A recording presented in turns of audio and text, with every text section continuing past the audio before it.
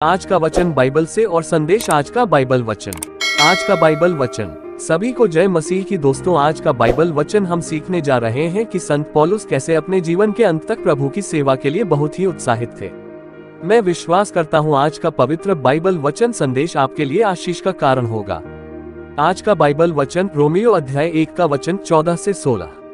मैं अपने को यूनानियों और गैर यूनानियों, ज्ञानियों और अज्ञानियों के प्रति कर्जदार समझता हूँ, इसलिए मैं आप रोम निवासियों को भी शुभ समाचार सुनाने के लिए तैयार हूँ। शुभ समाचार से मैं लज्जित नहीं होता।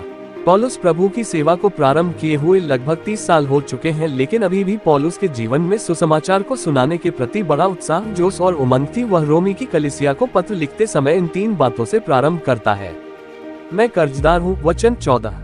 2, मैं तैयार हूँ, वचन 15। 3, मैं लज्जित नहीं होता, वचन 16। आज हम इन 3 बातों के विषय में सीखेंगे जो पौलुस के जीवन में थे। इन 3 प्रस्ताव को गहराई से सीखेंगे। आज बहुत से लोग कुछ वर्षों की सेवकाई से ही थक जाते हैं, लेकिन पौलुस कैसे इतनी बड़ी सेवा कर सका और उत्साहित था। पौलुस के लिए सुसमाचार का प्रचार वैकल्पिक नहीं था, अनिवार्य था।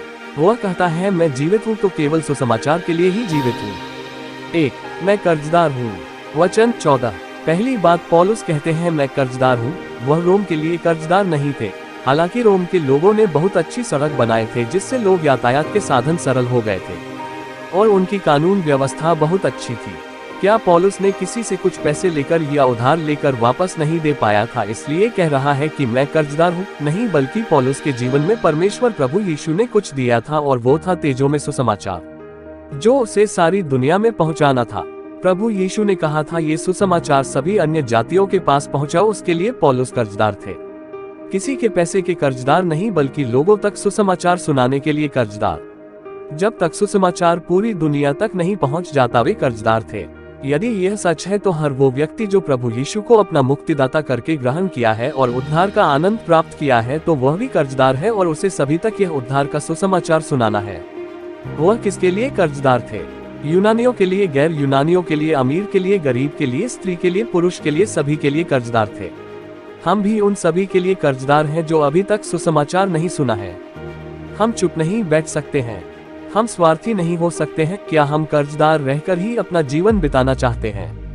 OSSS, हम कर्जदार होकर न मरे, बल्कि यह आशीषित तेजों में उद्धार का सुसमाचार सबको सुनाए। 2, मैं तैयार हूँ, वचन 15। पौलुस अपनी पत्रियों में अनेक स्थानों में ये शब्द दोहराते थे कि मैं तैयार हूँ।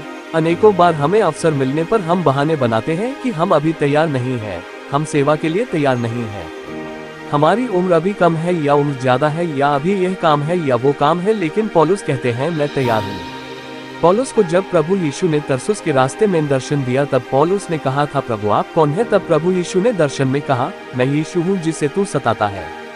तब पौलुस ने कहा था, प्रभु आप क्या चाहते हैं कि मैं क्या करूं? वो तैयार था सब कुछ करने के लिए।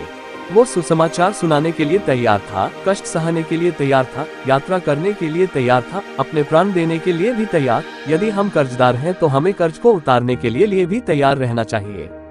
सवाल है, क्या हम तैयार हैं? आज हमारे देश में 2 लाख से ज्यादा गांव में सुसमाचार नहीं पहुंचा, वहां कोई संगति नहीं है। हर दिन हमारे देश में लगभग 25,000 से ज्यादा लोग बिना सुसमाचार जाने मर जाते हैं। क्या हम उन्हें कम से कम एक बार सुसमाचार सुनाने के लिए तैयार हैं?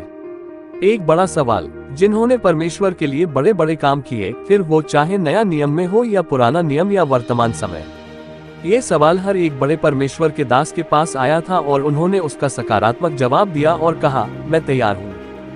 3, मैं लजाता नहीं हूँ, वचन 16।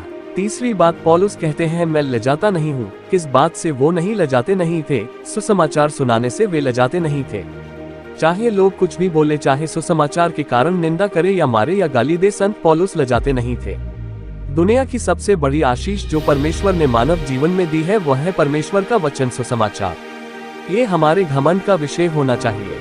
पौलुस कहते हैं, ये सुसमाचार की सेवा हमें उसकी दया में मिली है।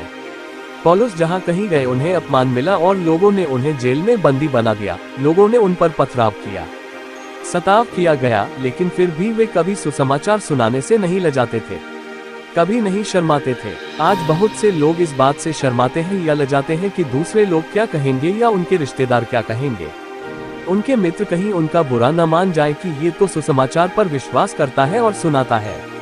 आज भारत में 2000 वर्षों के बाद भी सुसमाचार गांव-गांव में नहीं पहुंचा। उसका एक कारण ये भी है कि उद्धार पाए हुए लोग सुसमाचार सुनाने से जलाते हैं और प्रभु यीशु की चर्चा करने या अपनी गवाही देने से शर्माते हैं।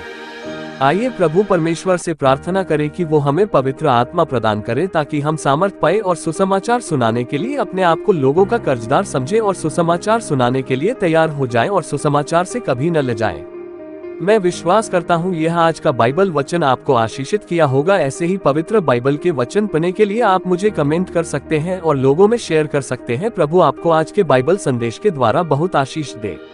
आपने बहुत गहरी बातें वचन के द्वारा समझाने के लिए धन्यवाद। इस वचन के द्वारा मुझे और हमारे कलीसिया को बहुत ही आत्मिक लाभ हुआ है।